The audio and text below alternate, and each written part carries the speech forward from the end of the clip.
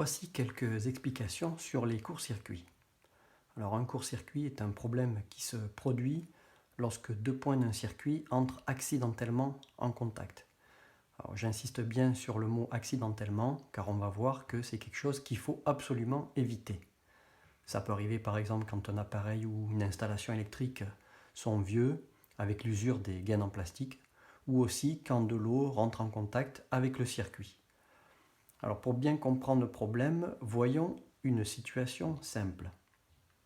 Donc j'ai pris ici un circuit très simple avec une pile et une ampoule. Et avec ces deux fils, j'ai simulé un endroit où la gaine plastique était abîmée. Donc les fils électriques peuvent directement être en contact. Lorsqu'il n'y a pas de court-circuit, tout fonctionne très bien tant que les fils ne sont pas en contact. Si jamais ces fils sur lesquels il n'y a plus de gaine plastique entrent en contact, on peut constater que l'ampoule s'éteint.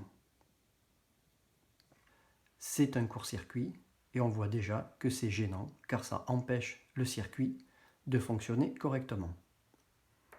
Alors, qu'est-ce qui se passe? Quand il n'y a pas de court-circuit, le courant traverse l'ampoule, il rencontre une certaine résistance. De façon générale, lorsque le courant traverse un dipôle, il y a une certaine résistance, mais il est obligé de le faire car la pile, le générateur, l'oblige à le faire. Quand il y a un court-circuit, il y a un autre chemin possible. Donc ici, quand il y a le court-circuit, le courant, au lieu de passer par l'ampoule, peut aussi passer directement par le court-circuit. Or, par le court-circuit, il n'y a aucune résistance pour le courant. Donc c'est par là qu'il va passer et il ne va plus passer par l'ampoule. C'est pour ça que l'ampoule va s'éteindre. Voyons maintenant un circuit avec deux ampoules.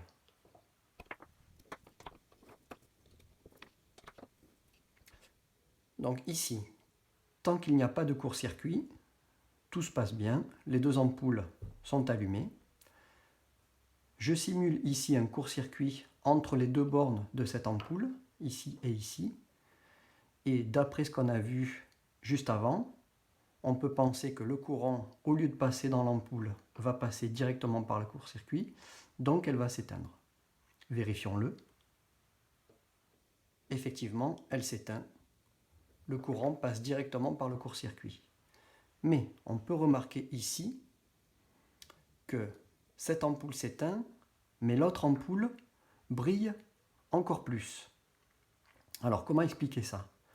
Eh bien, lorsqu'il n'y a pas de court-circuit, le courant traverse la pile et deux ampoules, donc il y a une certaine résistance dans le circuit.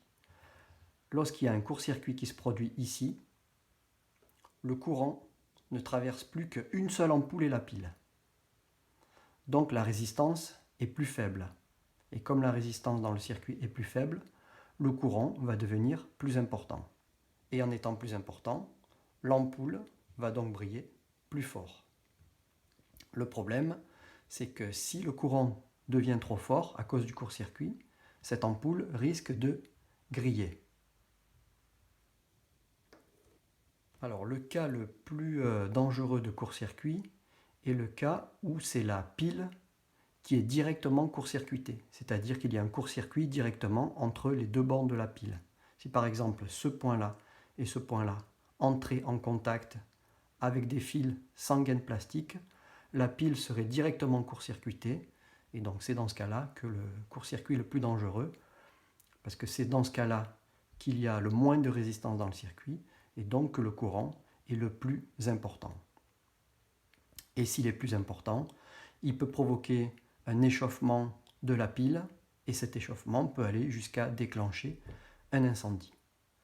Alors pour illustrer ça, je vais vous faire un petit montage avec de la laine de fer.